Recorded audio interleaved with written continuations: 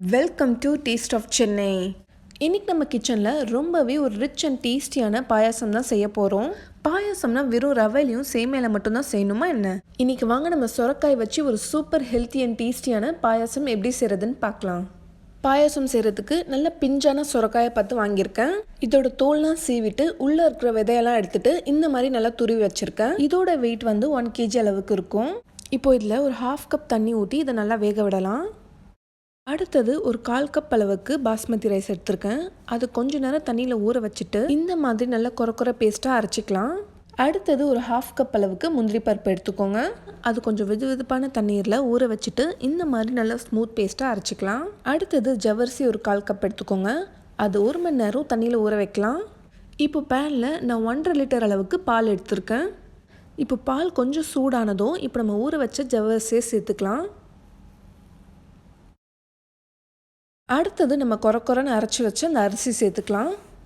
இதெல்லாம் ஊற வச்சு அரைக்கிறதுக்கெலாம் டைம் இல்லைன்னு நினச்சிங்கன்னா நீங்கள் கொஞ்சமாக ரவை சேர்த்துக்கலாம்.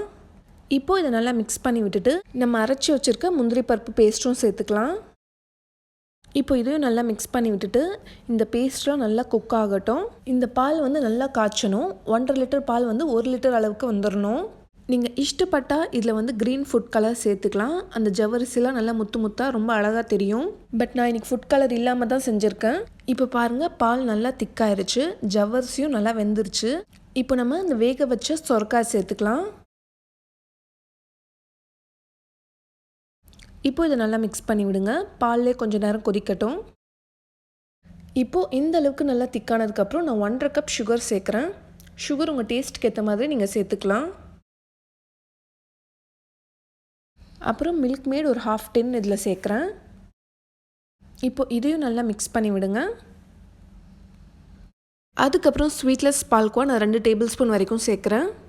இது வந்து டோட்டலி ஆப்ஷனல் தான். இருந்தால் சேர்த்துக்கோங்க, இல்லைனா வேணாம். மில்க் மேட் மட்டும் போதும். 2த்தில் ஏதாவது ஒன்று சேர்க்கணும், அப்போ தான் நல்லா டேஸ்ட் வரும். இப்போ இதை நல்லா மிக்ஸ் பண்ணி விட்டுட்டு இப்போ நான் கொஞ்சமாக குங்குமப்பூ பால் சேர்க்குறேன். இப்போது ஒரு 1/2 டீஸ்பூன் அளவுக்கு வெண்ணிலா எசன்ஸ் சேர்க்குறேன். இது சேர்க்குறதால இதோட ஃப்ளேவர் இன்னும் நல்லா என்ஹான்ஸ் பண்ணி கொடுக்கும். இதில் வந்து ஏலக்காய் தூள்லாம் சேர்க்க தேவையில்ல, ஏன்னா நம்ம குங்குமப்பூ பால் சேர்த்துருக்கோம். அதோட ஃப்ளேவர் அப்புறம் தூக்கி கொடுக்காது. இப்போ நம்ம சாப் பண்ணி வச்சுருக்க நட்ஸ் சேர்த்துக்கலாம். நான் வந்து பாதாமும் முந்திரி பருப்பும் சேர்க்குறேன். இப்போ இந்த நட்ஸ் ஒரு 5 மினிட்ஸ்க்கு நல்லா குக் ஆகட்டும். இப்போ நம்ம சுவிட்ச் ஆஃப் பண்ணிடலாம். இது வந்து சூடாக சர்வ் பண்ண அவ்வளோவா நல்லா இருக்காது. ஸோ நல்லா ஆறுனதுக்கப்புறம் இது ஃப்ரிட்ஜில் எடுத்து வச்சுருங்க. இந்த மாதிரி நல்லா சில்லுன்னு சர்வ் பண்ணுங்கள். செம்ம டேஸ்ட்டாக இருக்கும், சான்ஸே இல்லை. இப்போ நம்ம ரொம்ப ரிச் அண்ட் க்ரீமி அண்ட் டேஸ்டியான சுரக்காய் பாயசம் ரெடி ஆகிடுச்சு. இதில் நம்ம சேர்த்தது எல்லாமே ரொம்ப நல்ல பொருட்கள் தான் சேர்த்துருக்கோம். ஸோ டேஸ்ட் வந்து ரொம்ப அட்டகாசமாக இருக்கும். இதே மாதிரி இன்னும் நிறைய இன்ட்ரெஸ்டிங் ரெசிபிஸ் நம்ம சேனலில் வரப்போகுது.